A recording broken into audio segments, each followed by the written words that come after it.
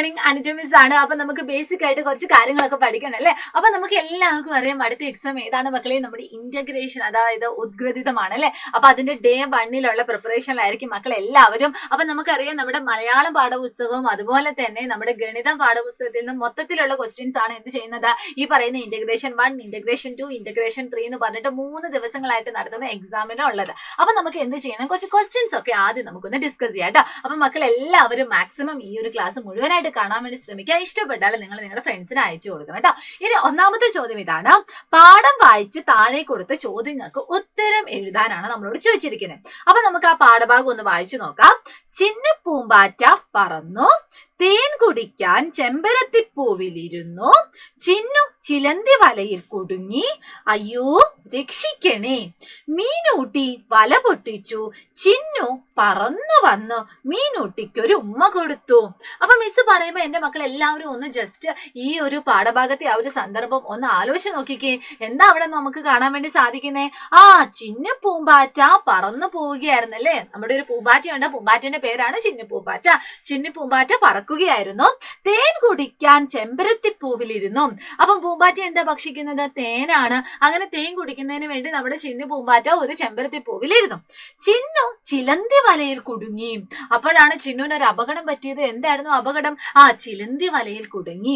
അയ്യോ രക്ഷിക്കണേ, നമ്മളൊരു അപകടത്തിൽപ്പെട്ട നമ്മൾ എന്താ ചെയ്യാ, നമ്മൾ കരയൂലേ. അതുപോലെ നമ്മുടെ ചിന്നു പൂമ്പാറ്റയും കരഞ്ഞു. എന്താ പറഞ്ഞത്? അയ്യോ രക്ഷിക്കണേ എന്ന് പറഞ്ഞു. മീനൂട്ടി വല പൊട്ടിച്ചു. അപ്പൊ ഇതെല്ലാം കണ്ടുകൊണ്ടിരുന്ന ഒരാളുണ്ടായിരുന്നു. ആരായിരുന്നു? നമ്മുടെ മീനൂട്ടി. മീനൂട്ടി എന്താ ചെയ്തത്? ആ ഒരു ചിലന്തി വല പൊട്ടിച്ചു. ചിന്നു പറന്നു വന്ന് മീനൂട്ടിക്ക് ഉമ്മ കൊടുത്തു. അപ്പൊ തന്നെ സഹായിച്ചത് കൊണ്ട് തന്നെ നമ്മുടെ ചിന്നു പൂമ്പാറ്റ എന്ത് ചെയ്തു? പറന്നു വന്നിട്ട് തന്നെ സഹായിച്ച നമ്മുടെ മീനൂട്ടിക്ക് ഒരു ഉമ്മ കൊടുത്തു. അപ്പൊ ഇതാണ് നമ്മുടെ പാഠഭാഗത്തെ സന്ദർഭം. ഇനി അതുമായിട്ട് ബന്ധപ്പെട്ട് കുറച്ച് ക്വസ്റ്റ്യൻസ് ആണ് നമ്മളോട് ചോദിക്കുന്നത്. അപ്പൊ ചോദ്യം എന്താന്ന് നോക്കിയാലോ. ഫസ്റ്റ് ക്വസ്റ്റ്യൻ ഇതാണ്, യെസ്, രക്ഷപ്പെട്ട ചിന്നു ചെയ്തതെന്ത്? അതുപോലെ രണ്ടാമത്തത്, വല പൊട്ടിച്ചതാര്? എങ്ങനെയാണ് ചിന്നു പൂമ്പാറ്റയെ രക്ഷിച്ചത്? അപ്പൊ ഇതിന്റെ ഒക്കെ ഉത്തരം ചുമ്മാ നമ്മൾ എഴുതുകയല്ല വേണ്ടത്, നേരെ മറിച്ച് എങ്ങനെ ചെയ്യണമെന്നാ പറഞ്ഞിരിക്കുന്നത്?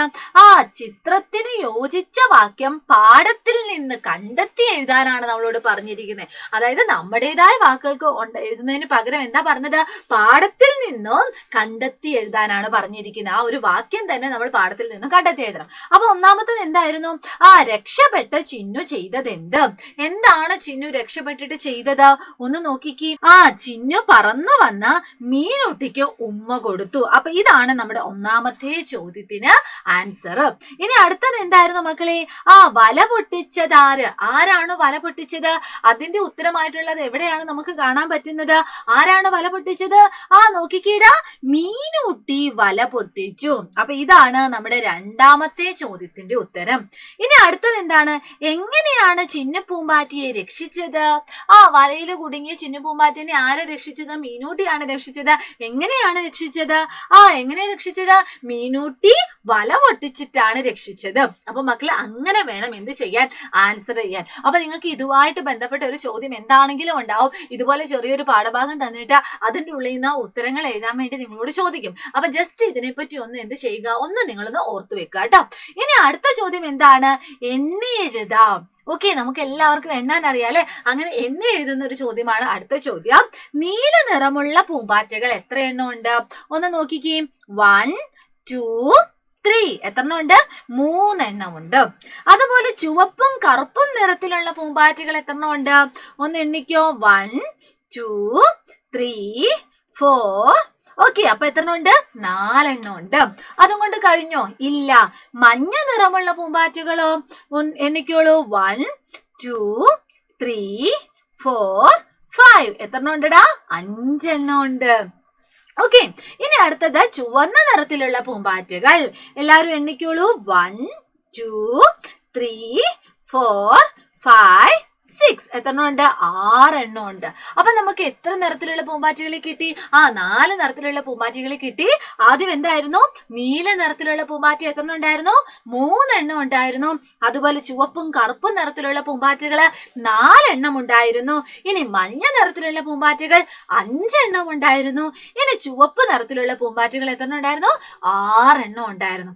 ഇനി ഇതുമായിട്ട് ബന്ധപ്പെട്ട് കുറച്ച് ചോദ്യങ്ങൾ കൂടി ഉണ്ട്, അതും കൂടി നമുക്കൊന്ന് പഠിക്കണം അല്ലെ.